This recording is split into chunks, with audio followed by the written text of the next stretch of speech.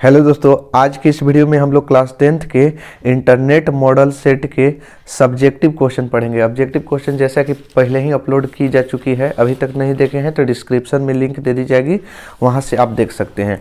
तो चलिए आज हम लोग पढ़ते हैं कि विषयनिष्ठ प्रश्न और खंड ब के यानी प्रश्न 1 से 30 तक लघु उत्तरीय प्रश्न है।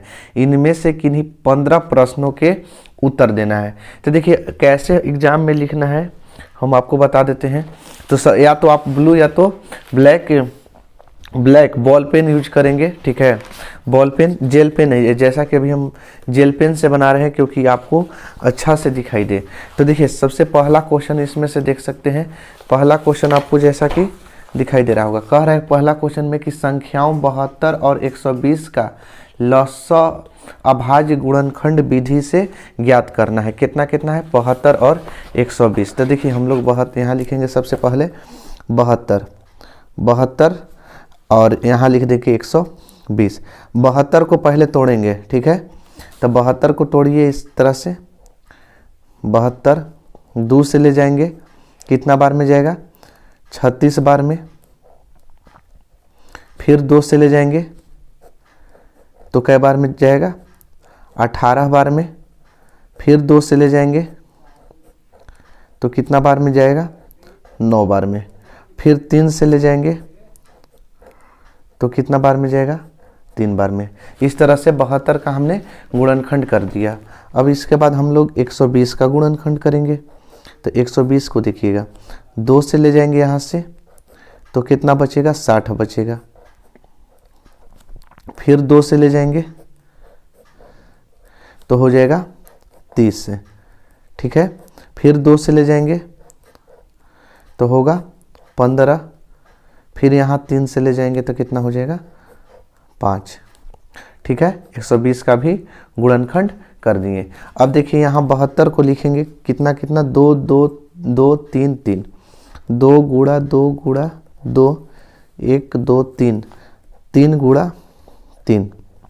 इसी प्रकार 120 का 1 2 है, 2 3, फिर है 3 और 5, 3 और 5, इस तरह से लिखेंगे, ठीक है। अब देखिए लघुत्तम निकालने का नियम, हम इसको मिलाते हैं इस तरह से, जो मिलता है, ठीक है, जो मिल रहा है उसको हम क्या कर देंगे? मिला देंगे। इस तरह से मिल गया, एक 3 भी मिल गया। तो जो मिलेगा लघुत्तम में, ध्यान से समझिएगा, जो मिलेगा उसमें से 1 निकालेंगे। तो 2 को 2 में से 1 2 निकाल दिए, 2 को 2 में से 1 2 निकाल दिए, 2 को 2 में से 1 2 निकाल दिए। यहाँ हो गया 2 को 3 में से 1 3 निकालेंगे। देखिए नियम होता है कि जो मिलेगा उसमें से 1 को निकालेंगे और जो नहीं मिलेगा उसको भी लिख देते हैं, ठीक है। जो मिलेगा उसमें से 1 को निकालेंगे, जो नहीं मिलेगा उसको लिख देंगे। और 2 दूनी के 4 दूनी के 8, 8 पचे 40 हो जाएगा, 40 9 360। इसका आंसर हो जाएगा 360, ठीक है। आगे देखिए क्वेश्चन नंबर दूसरा क्वेश्चन में है कि सिद्ध कीजिए कि 3√2 एक अपरिमेय संख्या है। तो यहाँ से हम लोग सिद्ध करेंगे कि 3√2 एक अपरिमेय संख्या है। तो सबसे पहले हम मान लेते हैं इसके विपरीत, ठीक है। मान लिए कि लेट 3√2 एक परिमेय संख्या है, परिमेय संख्या है, ठीक है। इसके विपरीत मानने के बाद जब परिमेय संख्या मान लिए तो आप लोग जानते हैं कि परिमेय संख्या को p/q के रूप में लिखते हैं, जहां p और q सह अभाज्य पूर्णांक है, सह अभाज्य पूर्णांक है और q नॉट इक्वल टू 0 होना चाहिए, ठीक है। हम जब 3√2 को p/q के रूप में परिमेय संख्या मान लिए तो आप लोग जानते हैं कि परिमेय संख्या किसे कहते हैं? जिसे p/q के रूप में लिखा जा सके। अब 3 यहाँ देखिए गुणा में है, इधर ले आ दीजिएगा तो क्या में हो जाएगा? भागा में, ठीक है। तो p/, में क्या हो जाएगा? 3q। इसको कर लीजिए इक्वेशन फर्स्ट। अब यहाँ से लिखना होगा कि चूंकि p और q सह अभाज्य पूर्णांक है,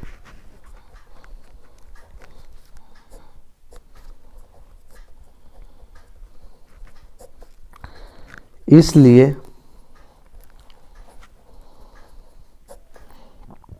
p/3q एक परिमेय संख्या है।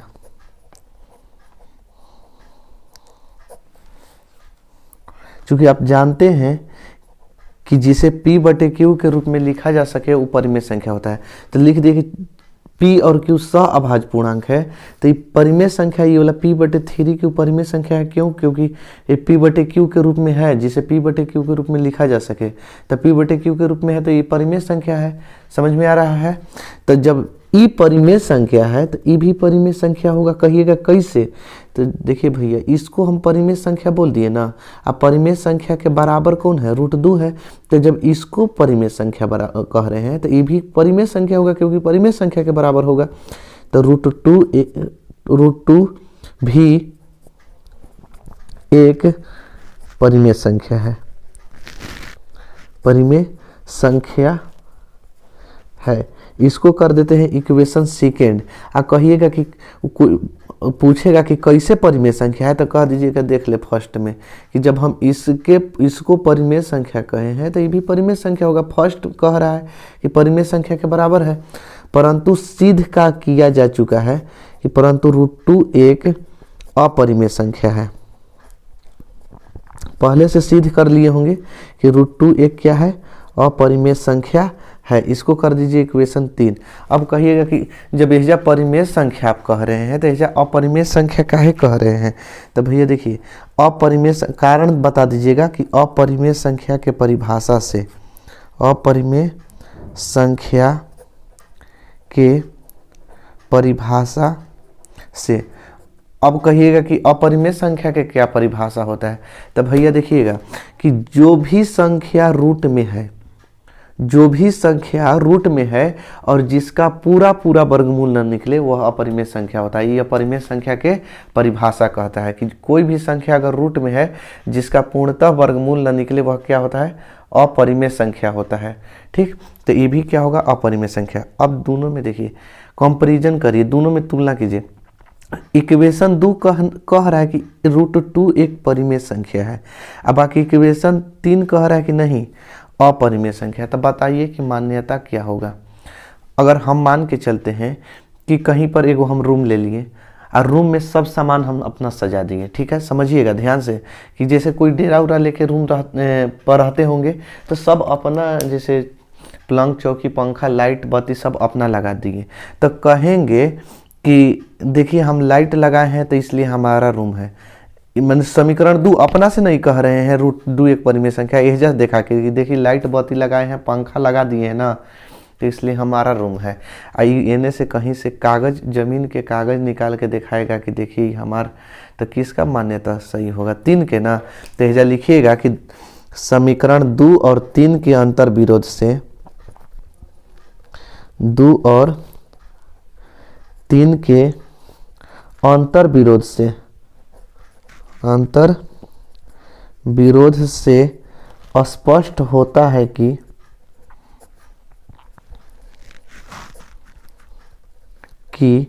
हमारी मान्यता गलत है। क्यों?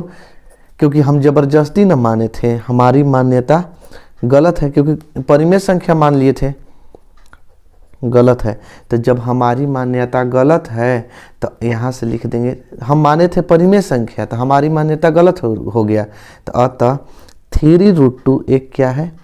अपरिमेय संख्या है, अपरिमेय संख्या है। समझ में आ गया होगा। अगला क्वेश्चन की ओर बढ़ते हैं। जैसा कि अगला क्वेश्चन यहाँ से देख सकते हैं। देखिए अगला क्वेश्चन में है कि 2y² + 3y + 1 को y + 2 से भाग कीजिए। यहाँ समझिएगा, y² था प्लस कितना था भैया? 2y² था जी, 2y² + 3y + 1 को भाग करना था हमको कितना से? y + 2 से। तो देखिए भाग करने का नियम, पहला चरण में हम चलते हैं तो 2y², ये काम करना है आपको रफ पर। 2y² में y का अगर हम भाग करेंगे, देखिए क्या किया जाता है ना कि इसका फर्स्ट टर्म, इसका फर्स्ट टर्म, इसके फर्स्ट टर्म में इसके फर्स्ट टर्म से भाग देते हैं, इसके शुरू वाला में इसके शुरू वाला से भाग देते हैं। तो 2y² में हम y से भाग देंगे तो 2y कट थे, 2y से एगो y कटा देगा, एगो बचेगा, यहाँ से लिखेंगे 2y, कोई दिक्कत? अब इसका देखिए भागा देंगे शुरू वाला में शुरू से, बाकी गुणा करेंगे दोनों में, तो 2y² में y से करेंगे तो 2y²। देखिए पहले y में किए और फिर 2 में 2 से करेंगे तो दोनों के कितना हो जाएगा 4y। अब देखिए भागा का नियम होता है, भाग देने के बाद चिन्ह बदलते हैं, घटाते हैं तो घटाएंगे तो चिन्ह बदलेगा। अब भैया बदलेगा, यहाँ कुछ का चिन्ह नहीं है तो प्लस का है तो हो जाएगा माइनस, प्लस का है तो हो जाएगा माइनस। जब इस चिन्ह को दे देते हैं ना तो इसका कोई वैल्यू नहीं, ये भुला जाइए कि ये कोई चिन्ह होता। ये अब कोई पूछेगा कि 4 के क्या है तो माइनस है, 2 के क्या है तो माइनस है, तो माइनस प्लस कटता है, ऊपर प्लस और नीचे माइनस। ठीक, अब 4 गो y माइनस में या 3 गो y घटा देंगे तो 1 y माइनस में बचेगा, तो ये एक ही गो y लिखे हैं, आप प्लस का लिखेंगे 1। अब फिर शुरू वाला में शुरू वाला से भाग देंगे, ये तब तक करेंगे जब तक कि हमारे शेष बढ़िया आ न जाए, y नहीं रहना चाहिए।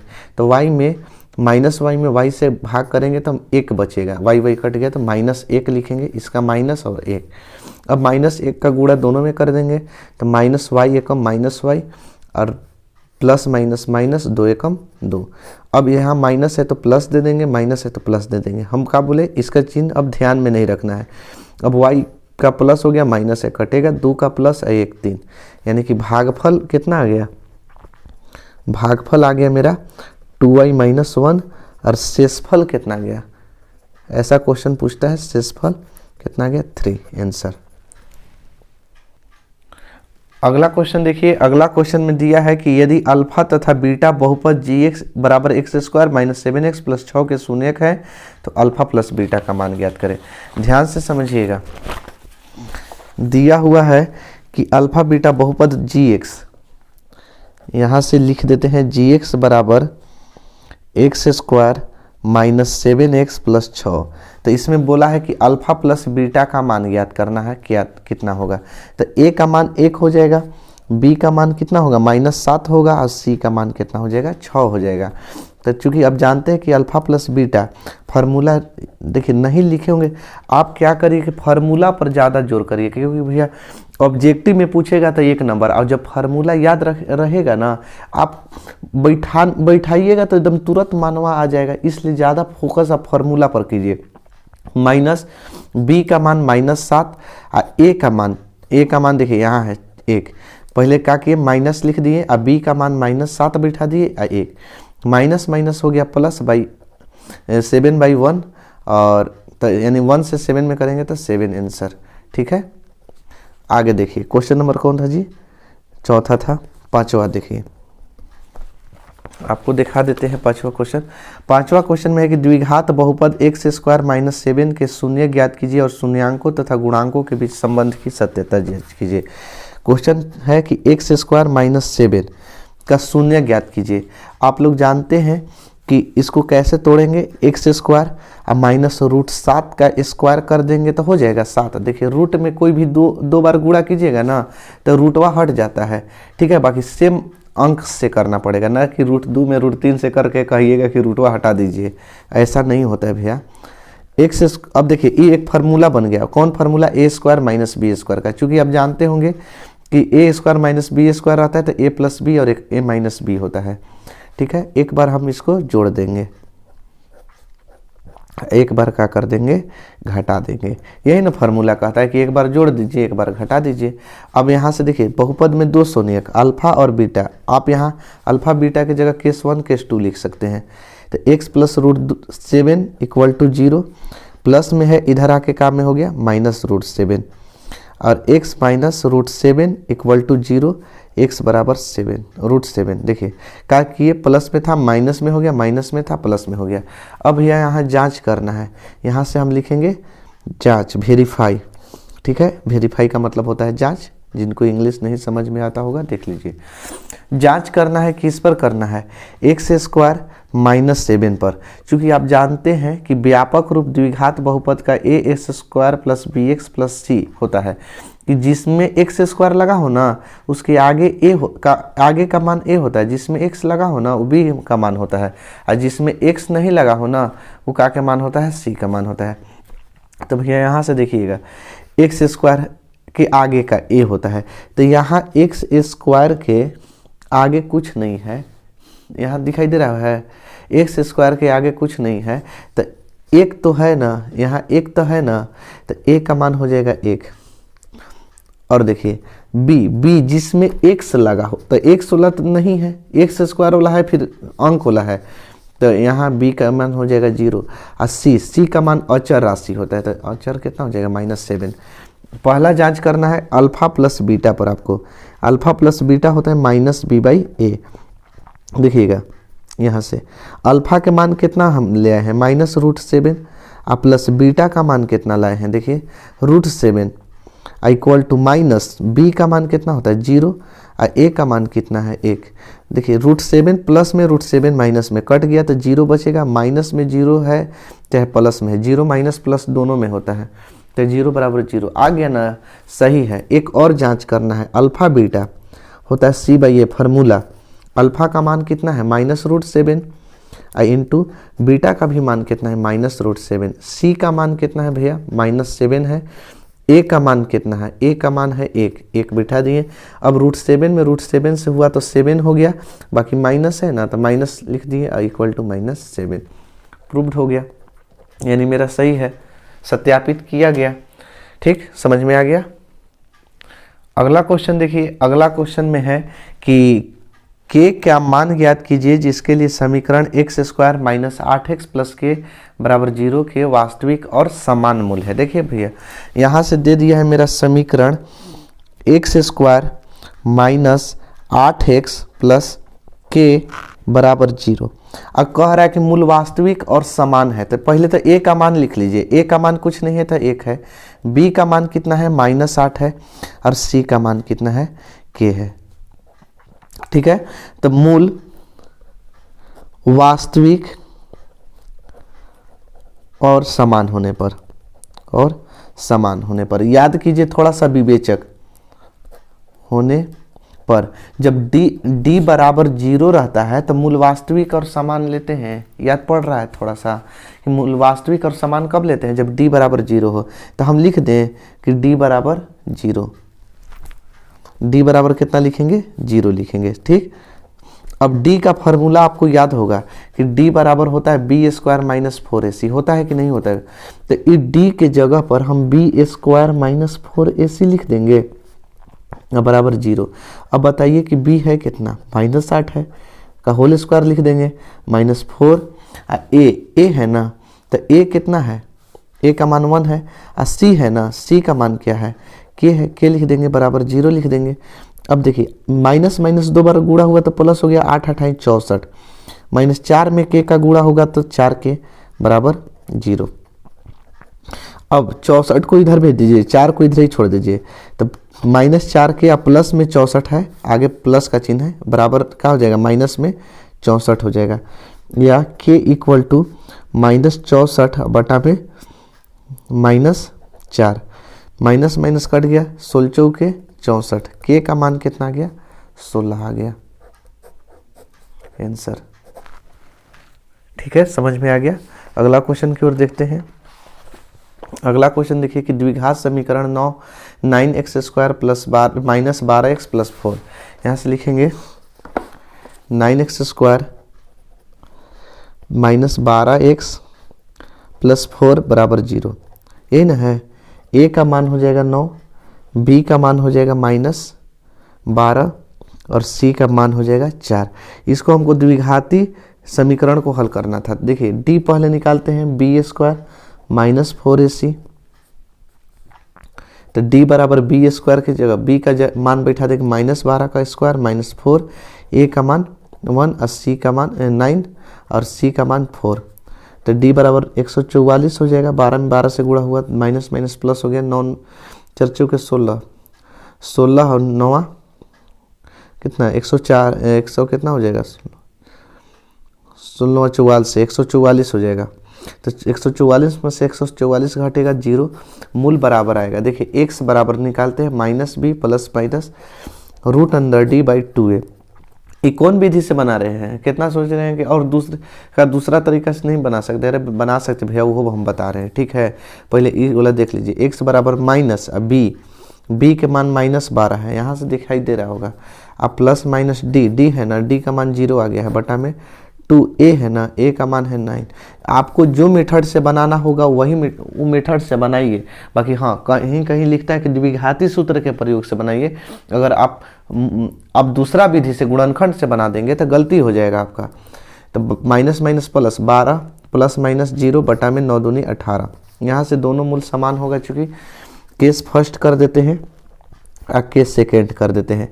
यहाँ देखिए एक बार प्लस है ना, अब ये जैसे प्लस माइनस दोनों होता है तो 12 प्लस 0 बटे में कितना हो जाएगा 18, और x बराबर 12 माइनस 0 बटा में 18। तो x बराबर 12 बटे 18 और x बराबर 12 बटे 18, दोनों को कटा दीजिए। कैसे, 6 दूनी 12 6 तीय 18, 6 दूनी 12 6 तीय 18, यानी x बराबर हो गया 2 बटे 3, यहाँ भी x बराबर 2 बटे 3।